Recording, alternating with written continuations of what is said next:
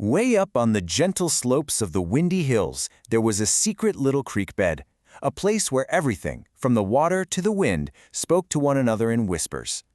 In this bed lived thousands and thousands of stones, but our story tonight is about just one of them, a little one named Pebble. You see, Pebble was a small gray stone, almost perfectly smooth, and the most important thing in its long, quiet life was to stay right there, in its home in the creek bed. It was sturdy, it was heavy, and it loved its place in the world more than anything. The wind would often dance by and sing, "Come on, little one, let's fly together." But Pebble would just murmur, "No, thank you, I like it right here." The rain would sometimes patter down and offer, "Come on, let's roll on an adventure." But Pebble would always say, "Thank you, but I love my weight. It keeps me home." Oh, it was an expert at being perfectly, peacefully still.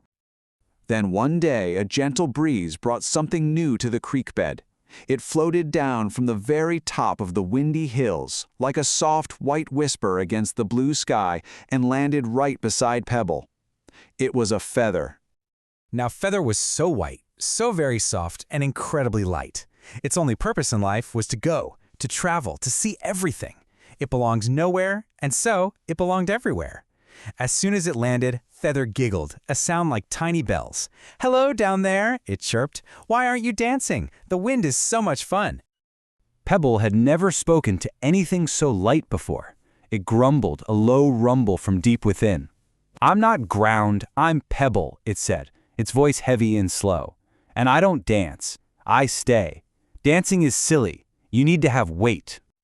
Feather just giggled again. "Wait! Oh, how boring.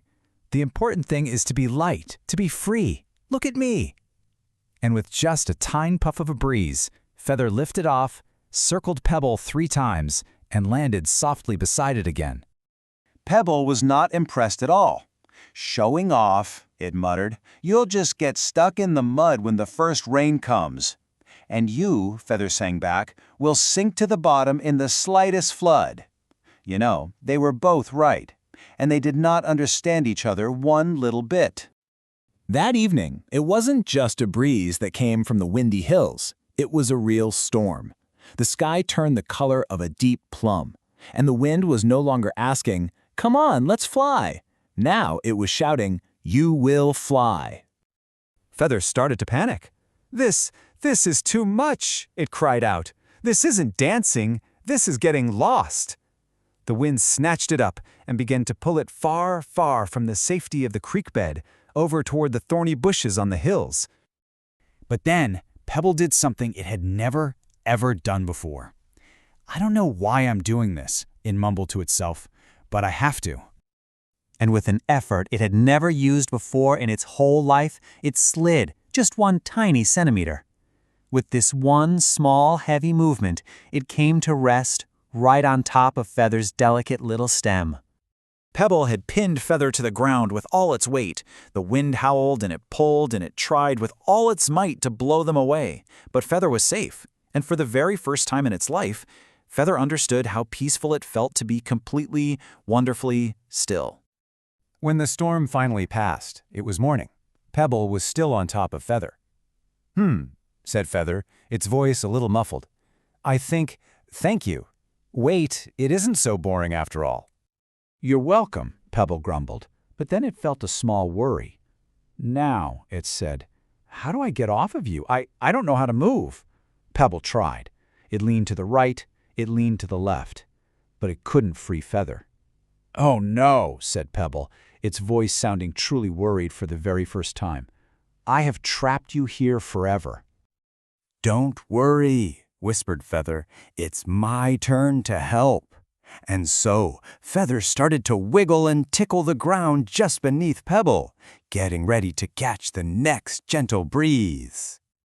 When a soft morning breeze came along, Feather puffed itself up like a tiny little sail. It caught the wind and, with a little push, sent a gentle puff of air right under Pebble's side. Click. For the first time in its entire life, Pebble rolled. It only rolled 1 centimeter, but it was enough. It had freed Feather. They were both quiet for a long moment. Pebble had felt the surprising little thrill of moving with the help of the wind. and Feather had felt the deep, warm peace of keeping someone safe. So, Pebble thought to itself, lightness? It isn't so pointless after all. From that day on, Feather and Pebble became the very best of friends on the slope of the windy hills. On stormy days, Feather would shelter safely with Pebble. And sometimes, on sunny days, with Feather's clever help, Pebble would enjoy little 1-centimeter rolls around the creek bed. Because they had both learned the most important thing of all. Friendship wasn't about being the same. Friendship was about completing what the other was missing. It was about being as heavy as a stone when needed and as light as a feather when possible. Good night, little Pebble. Good night, dear Feather. And good night, dear child.